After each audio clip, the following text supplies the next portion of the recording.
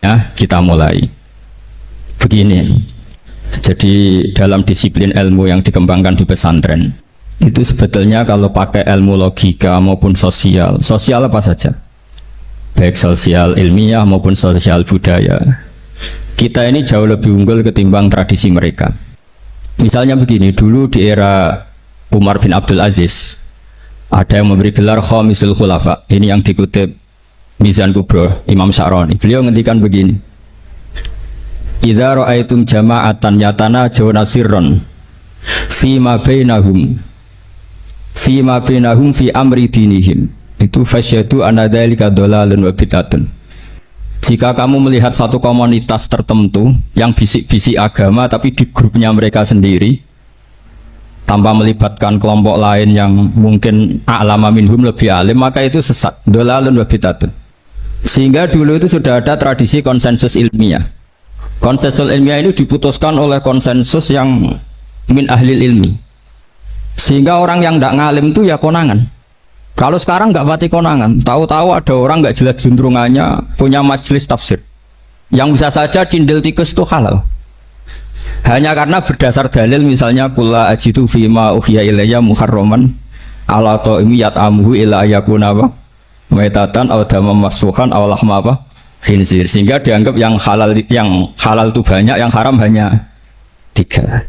Saya pernah ketemu di antara mereka, tanya, apa betul Gus Bak menurut Islam begitu? Terus saya baca di antara ciri Nabi itu yang ada di kitab Taurat dan Injil itu wa yuharrimu alaihimul khaba'is.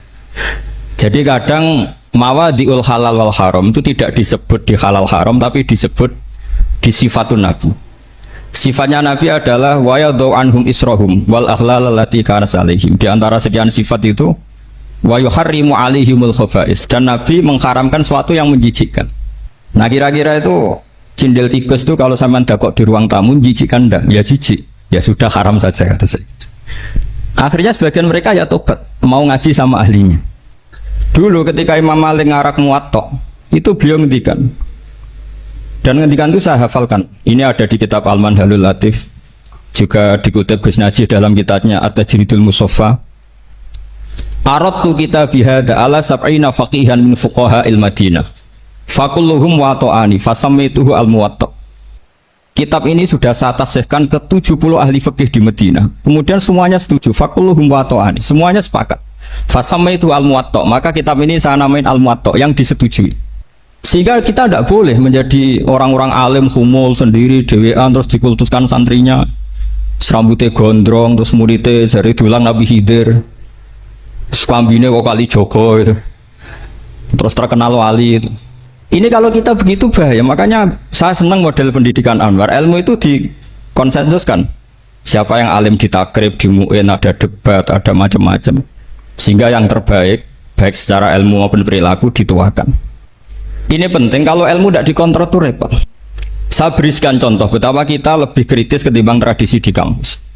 Saya pernah didebat sama salah satu kelompok ormas tertentu. Bapak, apa alasannya orang NU kalau megang istrinya itu kok batal gitu? Wong istrinya digauli saja boleh, masa megang itu batal gitu. Terus saya jawab, kamu tahu definisi mahram? Nggak tahu ya.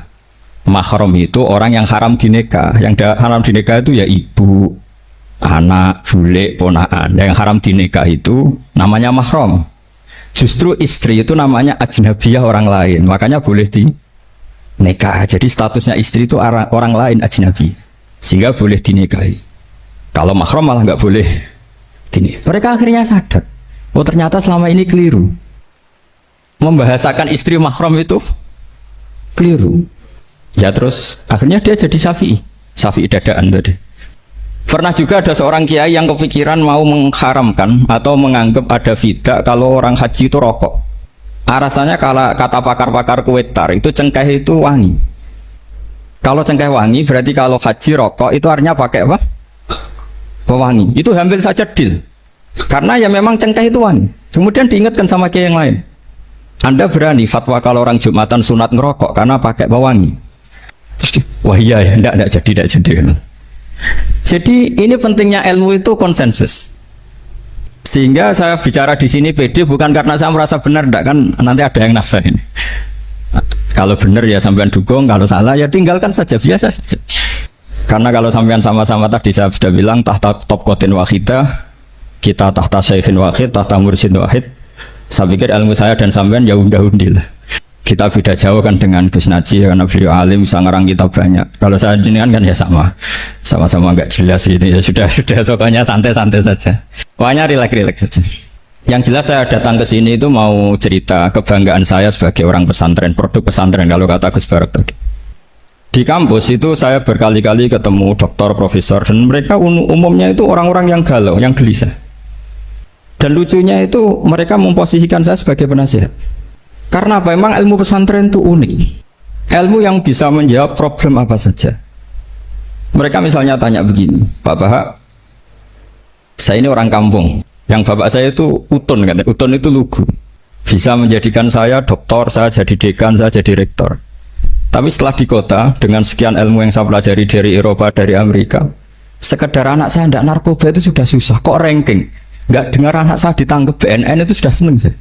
Artinya apa? Dia sadar ternyata kearifan lokal yang dididik para kiai menjadikan anak-anaknya jadi profesor, jadi dokter.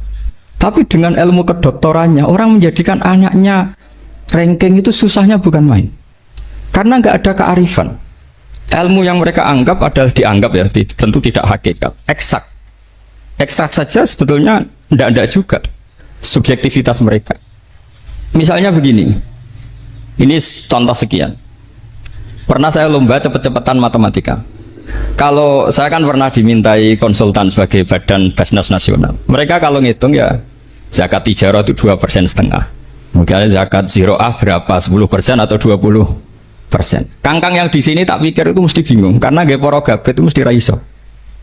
Dan mereka tak tantang, coba jenengan bikin porogabit, saya pakai matematika pesantren itu cepet saya. Karena matematika kita adalah matematika ummi. Ummi itu orang Arab, ummiin. Gak usah diterjemah apa, sudah ummiin saja. Ummiin itu keibu-ibuan lugu. Jadi kalau nggak bisa itu ya terlalu. Misalnya 2,5%. Kalau kita bilang kan rubu'ul usyur. Ya sudah 1.000 itu diusurkan dulu menjadi 10. Setelah 10 itu kan misalnya ya 1.000 berarti usurnya 100. Ya kan? Setelah 100 cari rubuknya berapa? 25. Berarti setiap 1 juta 2,5% adalah 25. Mereka masih garap porogabit, saya sudah cepat 1.000 usurnya 100, rubuknya 25. Namanya rubu'ul usyur. Begitu juga misalnya kita punya aset 100, nisful usur, usurnya 10, nisfunya berarti 5. Itu rasa porogabit cepat ketimbang sampean porogabit 2,5% kan suwi. Terus dia tanya, Pak matematikanya kok cepat? Dapat ilmu dari mana? Pernah kuliah di mana? Ya saya ngaji di Sarang sama Mbah Mun, terus saya ngaji beberapa ilmu. Nah, kelirunya rata-rata santri itu faro itu ya ora seneng. Bulat. Nah ini cerita saja. Jadi kita bisa membuktikan ke khalayak ramai kalau kita tidak kalah. Khawarizm Al-Jabar terkenal di barat, Avicenna atau Ibnu Sina itu ya dengan ilmu-ilmu umum. Dan mereka fasih sekali menerangkan ilmu medis, ilmu apa. Fasih sekali. Sehingga ketika sekarang teknologi katanya adanya di barat, di Eropa, sebenarnya mereka itu kagum sama Islam.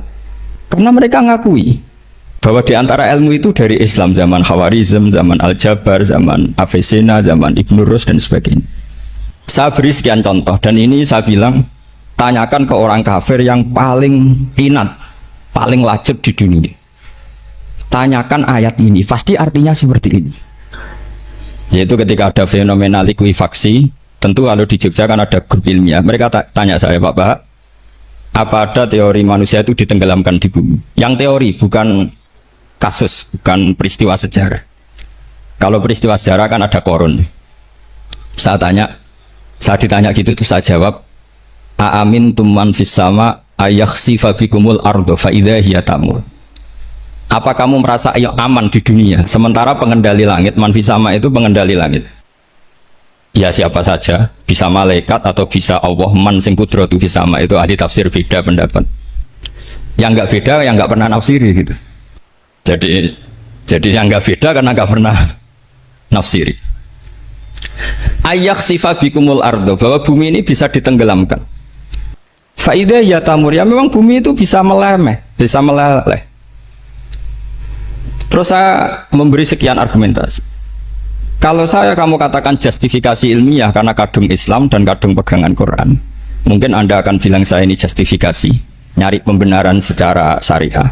Tanyakan ke ahli lughat yang non muslim, maknanya ayat itu tetap seperti itu. Begitu juga misalnya ayat wal ardi dzati sodq, dan bumi yang berkarakter bisa retak. Sodqun itu retak. Dulu kita hanya punya contoh, misalnya biji-bijian jagung yang lembek, yang lemah, dan bumi yang keras, atau ketela, atau engkoang itu. Ternyata dengan segala kelemahan ini, biji-bijian ini bisa merekah, dan buminya yang ngalah memberi ruang. Ya dulu ulama hanya nyontohkan tadi, misalnya kalau khintoh, apa saja yang bisa bumi mengalah dengan proses tumbuhnya tanam. Tapi itu kan qaulul mufassir. Kenangan saya ngaji Yai, makanya saya bangga sekali sebagai murid beliau. Saya memberi gelar beliau Al-Faqih Al-Mufassir. Faqih betul karena beliau putra Abu Zubair yang ma'ruf bil fiqhi. Dan Al-Mufassir beliau itu murid Said Alawi yang ngarang takriran Faidul Khabir itu dengan Habib Muhsin Al-Musawa ini. Ini penting, sanad kita ini penting, dan kita insya Allah sebagai murid tidak akan merusak sanad itu. Dan yang merusak sanad itu gurunya alim, baik guru alim terus kita bodoh itu merusak sanad itu.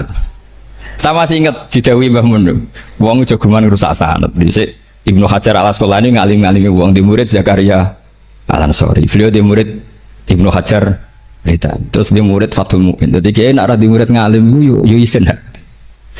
Nah, kita berlomba-lomba supaya gak ngisin-ngisinin apa kiai.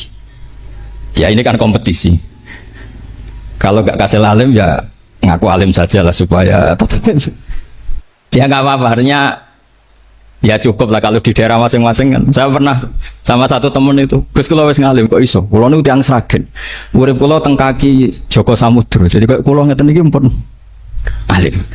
Ketika dia nakal dan pengurus nyurati orang tuanya, memberitahu kalau anaknya nakal, dia tenang saja. Tak tanya, "Kenapa kamu tenang?" "Bapakku buta huruf." Jadi pengurus nyurati itu ya tenang saja dia, karena dia tahu orang tuanya itu buta huruf. Kok nikmat huruf kok kowe iki saya nak.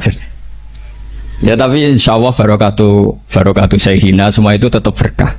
Karena itu awal hidayat di daerah masing-masing itu tidak perlu alim, sudah hebat itu. Karena ya nggak perlu lah, kalau alim betul malah nggak sempat dakwah. Begini, ini penting saya utarakan. Karena sanad keguruan itu pernah saya cek ya. Ini cerita ini tahadus bin Nikmat. Guyonannya ulama meskipun guyonan itu ternyata musalsat. Dulu ya itu mungkin semuanya dengar sering cerita ada seorang desa gitu yang kambingnya habis mati, kebetulan kambingnya itu jenggotan kata beliau. Itu ada khotib yang jenggotan tuh nangis. Sempat khotibnya itu GR kalau dia itu ya ta'assar bimau idoti. Ya ta'assar sampai nangis sih. Ternyata enggak. Dia ingat khotib tuh ingat kambingnya yang mati. Itu cerita Yai dulu dan diulang-ulang. Ternyata saya baca, kalau sama nggak percaya baca di Al-Fawaid Asy-Syatiriyah atau Al-Fawaid Al-Haramiyah, itu karangannya Habib Salim Asy-Syatiri. Beliau dekat sekali dengan Gus Najib, pernah nginep di beliau. Itu di karangan beliau sama cek nanti di qauluhu ta'ala lau adzibannahu adzaban syadidan aw la asfahannahu aw la ya'tiyanni bi sultanim. Itu kata beliau begini. Adzaban sadidan itu orang dihidupkan atau didomisilikan di daerah yang nggak sejenis. Itu tersiksa sekali. Terus di situ beliau cerita, dulu itu ada orang alim alamah hamilul Quran itu di penjara karena ketemu orang sejenis, santri-santri yang kebetulan itu ada kios politik itu atau ada gerakan politik. Itu di penjara itu asik saja. Bahkan banyak alumni penjara itu udah hafal Quran. Yang sebelum hafal ada yang bebas, nggak mau bebas karena ingin meneruskan hafalan dengan saking keramatnya tadi orang alim yang hafal Quran.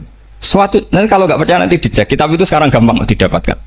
Al-Fawaid Asy-Syatiriyah atau Al-Fawaid Al-Haramiyah itu namanya. Itu ternyata terus penguasa ini ngerti, ini di penjara kok happy saja malah mulang Quran. Di penjara be wong bedui sing ora roh wong alim ya ora roh kitab.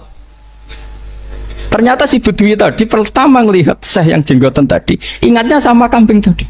Langsung dong, ya Allah saya ingin bebas. Artinya betapa tersiksanya orang dikumpulkan orang yang tidak sejen. Dan guyonan itu ada di Al-Fawaid Asy-Syatiriyah.